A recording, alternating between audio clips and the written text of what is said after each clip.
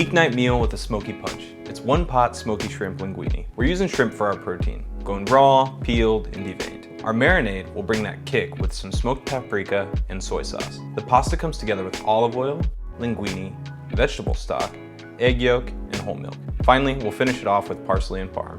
Let's get some flavor on these shrimp. Start with your shrimp in a large bowl. Add your tablespoon of soy and a half tablespoon of paprika. Toss that all together, and then let it sit while we get the stove ready. Take your favorite high-sided skillet and get that going over medium-high heat. Get some olive oil, put it in the pan, and let it shimmer. Once we're up to temp, toss in your shrimp and cook for about 3 minutes. You should only need to flip once. I'm gonna take these shrimp and transfer to a bowl.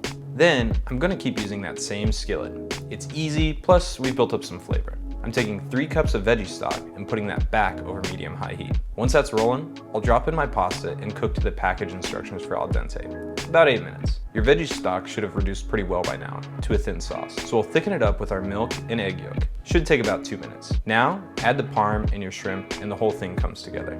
Plate that up and finish with a bit more cheese and some parsley to liven things up. And then, in just 20 minutes, you've made a dinner that will have your family questioning how you were able to make this after work. See you next time on Fresh Dish Foodie.